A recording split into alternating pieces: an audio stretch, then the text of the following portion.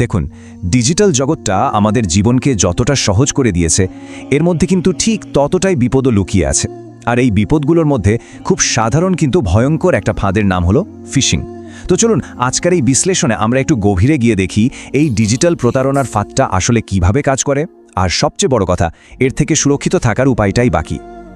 আচ্ছা, একবার ভাবুন তো, আপনার ফোনে হঠাৎ করে এমন একটা মেসেজ এলো, কি করবেন তখন? পুরস্কার জেতার লোভ সামলানো কিন্তু সত্যি খুব কঠিন একটা ব্যাপার। আর ঠিক এই দুর্বলতার সুযোগটাই নেয় সাইবার অপরাধীরা। এখানেই ওরা ওদের জালটা বিছিয়ে রাখে। চলুন এই ফাঁদের আদ্যপান্ত জেনে নিই। তো এই যে আমরা ফিশিং বলছি, জিনিসটা আসলে কি, আর এটা কাজই বা করে কিভাবে? এর পেছনের আইডিয়াটা কিন্তু খুবই সাধারণ, কিন্তু ভয়ঙ্কর রকমের কার্যকর। নামটা শুনেই কিন্তু কিছুটা আঁচ করা যায়, তাই না? ফিশিং শব্দটা এসেছে ইংরেজি শব্দ ফিশিং বা মাছ ধরা থেকে। ঠিক যেমন টোপ ফেলে মাছকে বোকা বানিয়ে ধরা হয়, ফিশিংয়েও ঠিক তেমনি লোভনীয় কোনো টোপ বা ভুয়া বার্তা ব্যবহার করা হয়। আর এই টোপ দেখিয়েই ব্যবহারকারীর ব্যক্তিগত তথ্য, যেমন ধরুন পাসওয়ার্ড বা ক্রেডিট কার্ডের নম্বর, এগুলো চুরি করে নেওয়া হয়। প্রতারকরা সাধারণত ব্যাংক বা ফেসবুকের মতো পরিচিত কোনো প্রতিষ্ঠানের নাম ব্যবহার করেই কাজগুলো করে থাকে। আর এটা ভাবার কোনো কারণ নেই যে এই আক্রমণ শুধু ইমেলের মাধ্যমেই আসে, একদমই না। যখন এটা এসএমএস-এর মাধ্যমে আসে তখন আমরা তাকে বলি স্মিশিং। আবার ফোন কলের মাধ্যমে হলে সেটার নাম ফিশিং। আর যখন নির্দিষ্ট কোনো ব্যক্তি বা প্রতিষ্ঠানকে টার্গেট করে খুব নিখুঁতভাবে এই আক্রমণটা করা হয়, তখন তাকে বলা হয় স্পিয়ার ফিশিং। তবে নাম যাই হোক না কেন, মূল উদ্দেশ্য কিন্তু একটাই, ধোঁকা দিয়ে তথ্য চুরি করা। এখন স্ক্রিনের এই ব্যাপারটা খুব মনোযোগ দিয়ে দেখুন। প্রতারকরা প্রায়ই ওয়েবসাইটের লিঙ্কে এত সূক্ষ্ম পরিবর্তন করে যা খালি চোখে ধরা প্রায় অসম্ভব।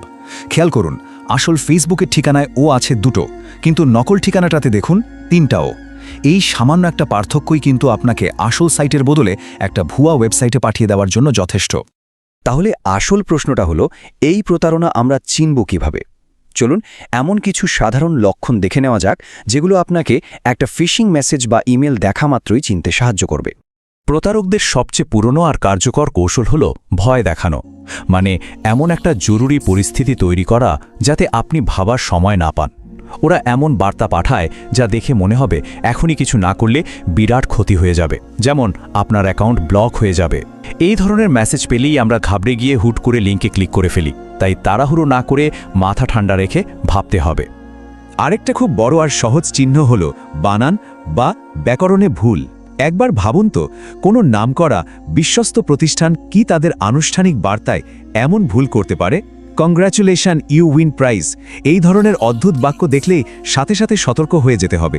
এটা একটা পরিষ্কার লক্ষণ যে বার্তাটি ভুয়া। যে ঠিকানা থেকে মেসেজ বা ইমেলটা এসেছে সেটা ভালোভাবে খেয়াল করুন। প্রায়ই দেখা যায় প্রতারকরা খুব অদ্ভুত বা লম্বা একটা ইমেল অ্যাড্রেস ব্যবহার করে, যা দেখতে আসল প্রতিষ্ঠানের কাছাকাছি মনে হলেও আসলে তা নয়। তবে সবচেয়ে জরুরি যে কথাটা মাথায় গেঁথে নিতে হবে তা হলো, কোনো আসল প্রতিষ্ঠান, তা আপনার ব্যাংক হোক বা ফেসবুক, কখনোই কোনো অবস্থাতেই ইমেল বা মেসেজের মাধ্যমে আপনার পাসওয়ার্ড বা পিন নম্বর জানতে চাইবে না। যে কোনো লিঙ্কে হুট করে ক্লিক করার আগে একটা কাজ করতে পারেন। কম্পিউটারে হলে লিঙ্কের ওপর মাউসটা নিয়ে যান, কিন্তু ক্লিক করবেন না। এটাকে বলে হোভার করা। আর মোবাইলে হলে লিঙ্কটার ওপর কিছুক্ষণ আঙ্গুল দিয়ে চেপে ধরে রাখুন। দেখবেন আসল ঠিকানাটা স্ক্রিনে ভেসে উঠবে। যদি দেখেন যে মূল ডোমেনের সাথে freegift.com এর মতো অপ্রাসঙ্গিক কিছু জুড়ে দেওয়া আছে, তাহলে নিশ্চিত থাকুন ওটা একটা ফাঁদ।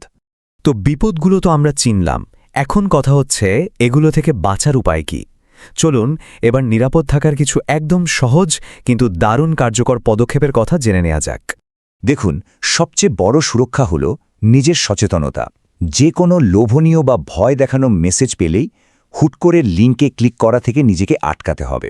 ওয়েবসাইটে ঢোকার আগে দেখে নিন ঠিকানাটা HTTPS দিয়ে শুরু হচ্ছে কিনা। এই এর মানে কিন্তু সিকিউর, অর্থাৎ নিরাপদ। আপনার সব গুরুত্বপূর্ণ অ্যাকাউন্টে অবশ্যই 2 ফ্যাক্টর অথেন্টিকেশন বা 2FA চালু করে রাখুন। এটা আপনার সুরক্ষার জন্য একটা বাড়তি স্তর যোগ করবে। আর হ্যাঁ, অবশ্যই একটা আপডেটেড অ্যান্টিভাইরাস ব্যবহার করুন। আচ্ছা, এত সতর্কতা সত্ত্বেও তো ভুল হয়ে যেতেই পারে, তাই না? মানুষ হিসেবে ভুল হওয়াটা খুব স্বাভাবিক। যদি কখনো ভুল করে এমন কোনো ফিশিং লিঙ্কে ক্লিক করেই ফেলেন, তাহলে একদম আতঙ্কিত হবেন না, বরং মাথা ঠান্ডা রেখে কয়েকটা জরুরি পদক্ষেপ নিতে হবে। একদম প্রথম কাজ, সাথে সাথে আপনার ডিভাইসটিকে ইন্টারনেট থেকে বিচ্ছিন্ন করে দিন। মানে ওয়াইফাই বা মোবাইল ডেটা সঙ্গে সঙ্গে বন্ধ করুন। এতে ক্ষতিকর সফটওয়্যার বা ম্যালওয়্যার ছড়ানোর ঝুঁকি অনেক কমে যাবে। এরপর একটা ভালো অ্যান্টিভাইরাস দিয়ে পুরো ডিভাইসটা স্ক্যান করুন, আর যদি কোনো তথ্য যেমন পাসওয়ার্ড দিয়ে থাকেন তাহলে এক মুহূর্ত দেরি না করে আপনার সব গুরুত্বপূর্ণ অ্যাকাউন্টের পাসওয়ার্ড বদলে ফেলুন। সব শেষে আপনার ব্যাংক বা সংশ্লিষ্ট প্ল্যাটফর্মকে ব্যাপারটা অবশ্যই জানান। প্রয়োজনে সাইবার ক্রাইম বিভাগকেও জানাতে পারেন। এই পুরো আলোচনার শেষে একটা প্রশ্ন কিন্তু থেকেই যায়, আমাদের ডিজিটাল জীবন আসলে কতটা সুরক্ষিত? অনলাইনে এরপর থেকে যে কোনো কিছুতে ক্লিক করার আগে শুধু 1 সেকেন্ডের জন্য ভাবুন, কারণ দিন শেষে এই ডিজিটাল জগতে নিরাপদ থাকার সবচেয়ে বড় অস্ত্র কিন্তু আপনার নিজের সচেতনতা।